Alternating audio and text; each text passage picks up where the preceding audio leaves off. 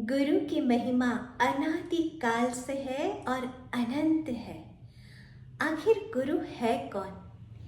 कहते हैं गुरु सूर्य के समान है, जो बिना कहे बिना कोई भेद किए सभी के ऊपर अपना प्रकाश देते रहते हैं, अपनी ऊर्जा देते रहते हैं।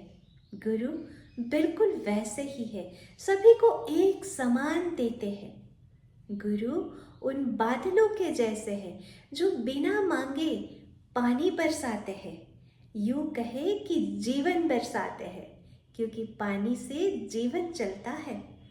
गुरु भी कोई भेद किए बिना बिना मांगे सभी के ऊपर, सारे संसार के प्रति अपनी चैतन्य की अमृत वर्षा बरसाते रहते हैं। गुरु सौर मंडल में मौजूद हवा के समान है। सभी जीवों का जीवन चलता है हवा से। बिना हवा जीवन संभव ही नहीं है। इतना जरूरी ये तत्व है, लेकिन कहीं दिखता नहीं है, सिर्फ उसका अनुभव किया जा सकता है। गुरु भी सौर मंडल के इस वायु तत्व के समान है, जो हमेशा साथ रहते हैं, ऊर्जा के रूप में, चैतन्य के रूप में, सही मार्गदर्शन, सही दिशा दिखाते रहते हैं। बस साथ में दिखते नहीं है, सिर्फ उसे अनुभव करना होता है। सो गुरु की महिमा तो अनंत है, साथ में गुरु दक्षिणा का भी इतना ही बड़ा महत्व है।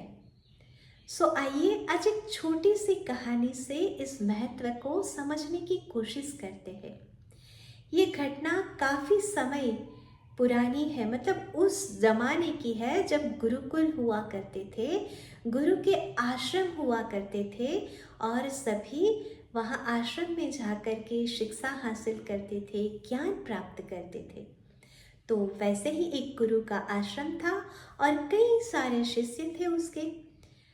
अब गुरु ज्ञान देते हैं तो समय समय पर शिष्य की परीक्षा भी करते हैं कि कितना उन्होंने ग्रहण किया है और आगे कितना देना है, कब उसे यहाँ से संसार में भेजना है, सारी चीज़ें वो उस परीक्षाओं के माध्यम से तय करते थे।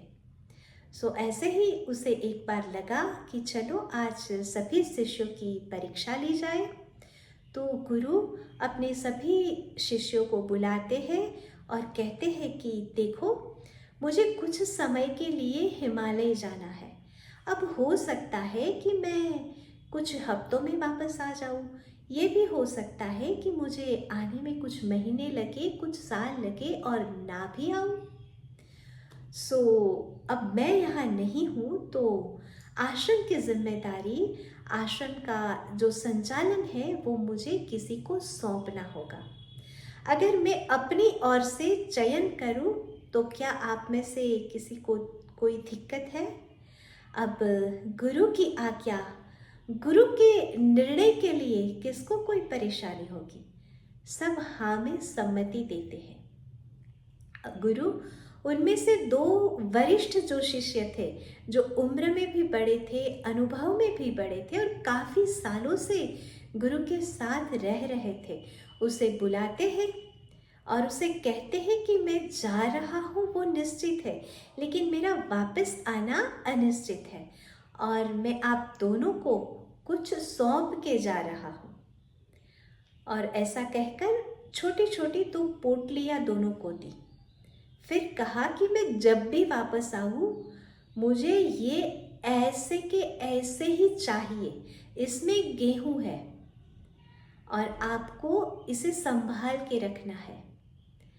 अब गुरुर्वाक्य मंत्र मूलम, तो दोनों शिष्यों ने गुरु की आज्ञा को सर आँखों पर लेकर गुरु को विदा किया और जो उनकी साधना करने की जगह थी, जहाँ गुरु की चरण पादुका वो रखते थे, उसके साथ जाकर के उस पोटलियों को रख दिया।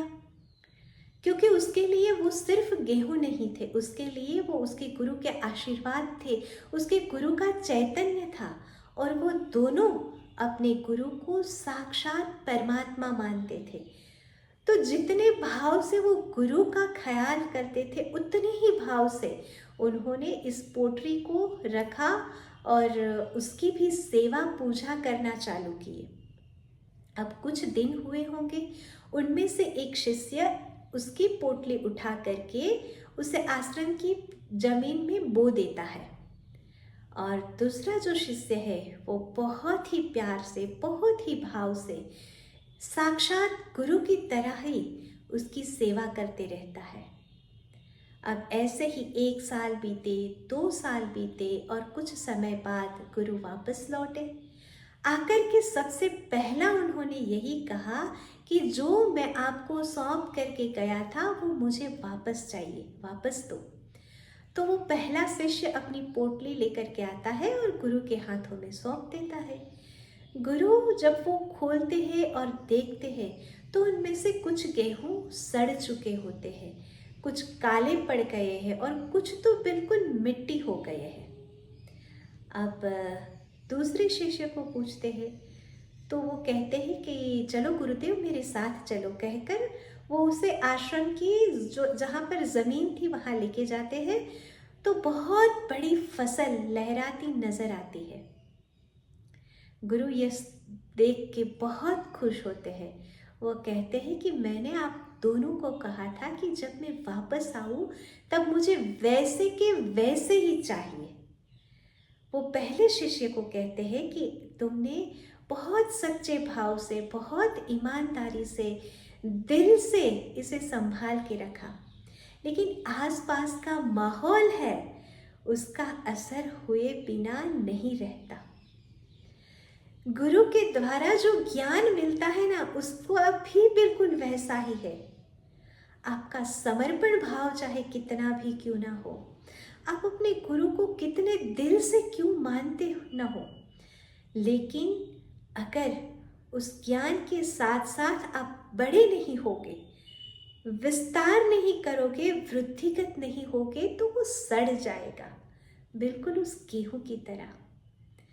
तो गुरु दक्षिणा यही है कि गुरु के द्वारा जो ज्ञान मिला है उस ज्ञान का विस्तार किया जाए, अपने भीतर भी और दूसरों के भीतर भी, यानी उस ज्ञान का बढ़ावा किया जाए, उसका फैलावा किया जाए, और यही सही मायने में गुरु दक्षिणा है। तो आइए इस गुरु पूर्णिमा के अवसर पर हम सभी अपने अपने गुरु को सही मायने में गुरु दक्षिणा दें और अपने जीवन को सार्थक करें। जीवन आपका है, फैसला भी आप ही को लेना है। बस हमेशा अच्छे फैसले लेते रहिए, सकारात्मक रहिए और खुश रहिए, मुस्कुराते रहिए। धन्यवाद।